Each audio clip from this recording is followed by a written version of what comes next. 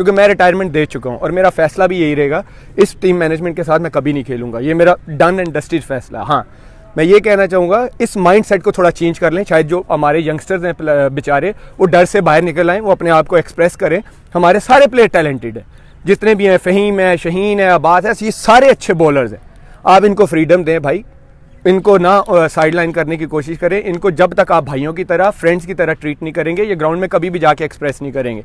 जब dressing room में आप माहौल डरावना बना के रखेंगे, प्लेयर की और टीम की यही परफॉर्मेंस आएगी। आप एज अ टीम लेके चलें, आप अपनी ईगो को ज़रा साइड पे रखें, जो सीधी सी बात है। मैंने आके सच बोला था, मैंने परफॉर्मेंस की बात नहीं की थी कि देखिए, मैं आई थिंक कल भी मैंने ट्विटर पे बात की थी कि ये पिक्चर्स को कहीं और लेके जा रहे हैं।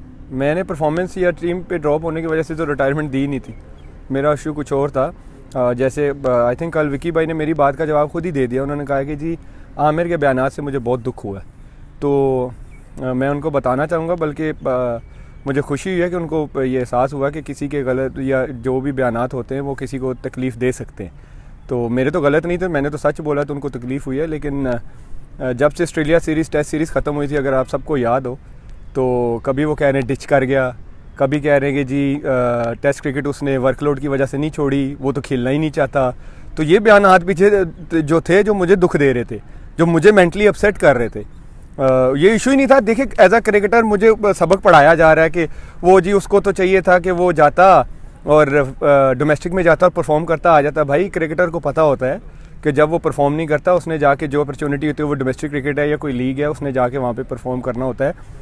और सब्र का पैमाना मेरे से बेहतर कोई नहीं जानता। मैं 5 साल क्रिकेट नहीं खेला था, 2010 से 2015 तक, जब मुझे पता था कि मैं बॉल को भी हाथ नहीं लगा सकता था। तो तब मैंने हिम्मत नहीं हारी। ये सीन कुछ और था कि मैं परफॉर्मेंस की वजह से मुझे ड्रॉप किया और मैं हिम्मत हार गया और मैं जो है मैं क्रिकेट छोड़ रहा हूँ। ऐसा नहीं होता। यहाँ पे कितने लेजेंड्स हैं जिनके 15-15, 20-20 कमबैक हुए पाकिस्तान क्रिकेट में। तो ये तो एज अ क्रिकेटर जब हम क्रिकेट स्टार्ट करते हैं तो हम यही सीखते हैं कि भाई परफॉर्म करेंगे तो टीम में रहेंगे, नहीं करेंगे तो हम जाएंगे डोमेस्टिक में परफॉर्म करेंगे, वापस आ जाएंगे। ये तो कोई इशू ही नहीं था। इशू ये था परफॉर्मेंस की। अगर बात करते हैं फिर कि जी परफॉर्मेंस का इशू था, तो फिर मुझे ये बता दें, जब मैं बांग्लादेश लीग में खेल रहा था और मैंने 21 आउट किए थे, तो अगले दिन टीम अनाउंस होती है और मैं टीम में नहीं था और मुझे पता भी नहीं था। और अगर कह रहे हैं वो पर्सनल नहीं था, तो मेरे से बात करनी चाहिए थी, मुझे बताना चाहिए था कि भाई मुझे क्यों ड्रॉप किया। मुझे तो नहीं पता था, मैं टीम से ड्रॉप था। और मैं तो परफॉर्मेंस को तो ये खुद लेके आ रहे हैं और मैं परफॉर्मेंस को डिस्कस कर रहा हूँ, तो मुझे तो नहीं बताया गया था। दूसरा ये है कि परफॉर्मेंस की बात मुझे नहीं समझ आती कि 3-4 मैचेस या 5 मैचेस पे कहते परफॉर्मेंस नहीं थी, तो फिर तो इस तरह के बहुत सारे जिनको एक मैच पे पाकिस्तान खिला दिया गया। अब बेचारों उनके साथ भी ज्यादती है टू बी ऑनेस्ट, कि एक मैच पे आप पाकिस्तान खिला देते हैं और उसके बाद अगर वो 2 मैचों में ना करे तो वो कहते हैं कि जी खुदा हाफिज़ घर जाएं। तो ऐसा होना नहीं चाहिए। बाकी एज अ क्रिकेटर मुझे पता है कि भाई मैं परफॉर्म करूँगा तो वापस आ जाऊँगा, ये नहीं था। दूसरा पर्सनल नहीं था। तो फिर जब स्टेटमेंट्स आती हैं, जी हमने उन्हीं को प्रेफर किया जो तीनों फॉर्मेट के लिए अवेलेबल हैं, हमने उन्हीं को सेंट्रल कॉन्ट्रैक्ट दिया जिन्होंने रेड बॉल खेलनी है। तो ये फिर क्या था?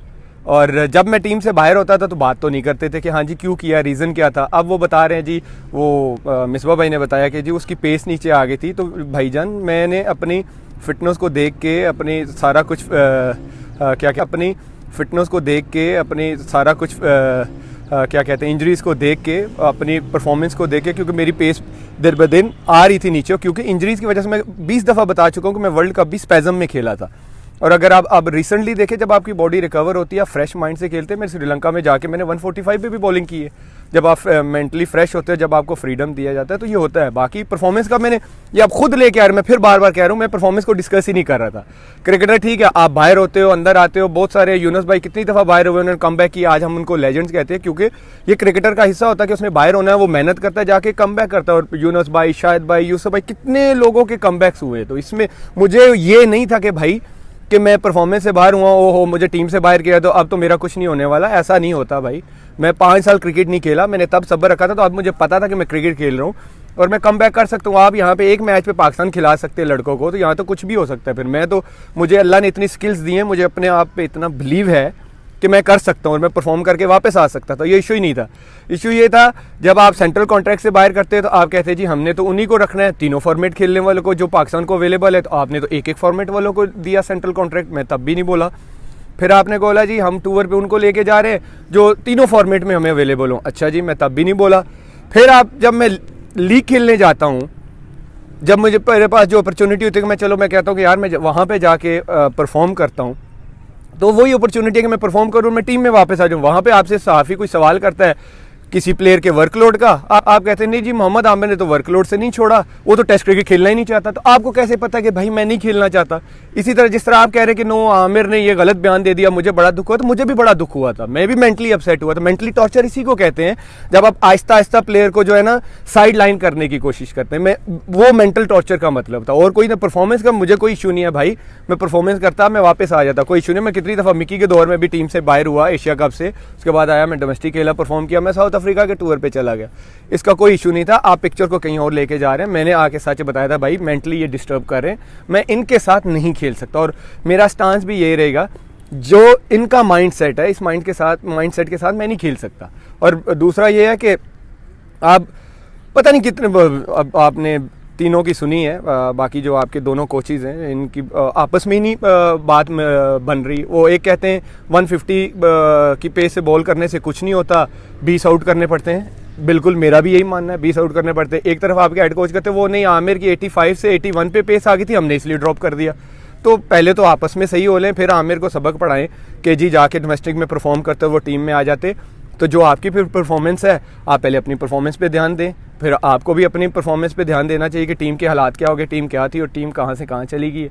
आपको भी अपनी परफॉर्मेंस पे ध्यान देना चाहिए। मुझे एज अ क्रिकेटर पता है कि मुझे क्या करना है। आप तो आके एक्सक्यूज़ दे रहे हैं, कोविड था, फलाना था, ढिमकाना था, तो कोविड तो सबके लिए, सारी टीमों के लिए, इंडिया के लिए भी है। मुझे सिर्फ जो सामने अप फ्रंट की है, क्या कहते हैं, हेल्प की है मेरी या सपोर्ट की है, वो सेठी साहब थे और लाला थे। इसके अलावा कोई भी नहीं था। पीछे बैठ के जो पता नहीं क्या करते रहे बंद कमरे में, अभी आके कहते हैं कि आमिर के साथ हमारा कोई पर्सनल नहीं था, लेकिन हमें पता होता कि पर्सनल क्या होती हैं, वो चीज़ें आपको नज़र आ जाती है कि पर्सनल इश्यूज़ पे कैसे साइड पे किया जाता है। बाकी मुझे अप फ्रंट जो सपोर्ट किया वो सेठी साहब ने किया और लाला ने किया, वो मैं हमेशा कहता रहूँगा और इस चीज़ को मैं कभी भूलूंगा नहीं। बाकी वो जो मर्जी कहते हैं, मैं भी कह सकता हूँ कि जी मैं तो कल प्राइम मिनिस्टर बन जाऊँगा या मैं प्राइम मिनिस्टर के ख्वाब बनने के, ये कोई भी अपने मुँह से कोई भी कुछ भी कह सकता है। तो वो कहते रहे, उन्होंने शायद किया हो, अल्लाह बेहतर जानता है, मैं नहीं जानता, उन्होंने फाइट किया हो, शायद किया।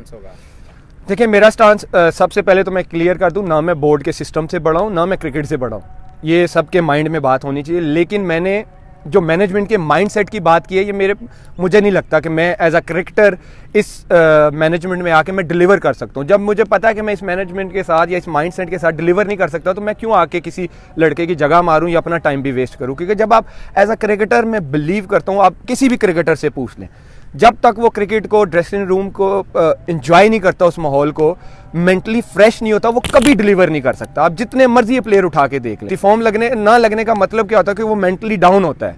तो जब बंदा मेंटली डाउन होता है तो वो अच्छी तरह डिलीवर नहीं कर सकता। उसके साथ जो अराउंड पीपल होते हैं उन्होंने उसको उठाना होता है। यहाँ पे एक प्लेयर एक इनिंग में या 2 मैचेस में कुछ ना करे तो मॉर्निंग विंजिंग शुरू हो जाती है, ए की कर रहे हैं, ओ की कर रहे हैं।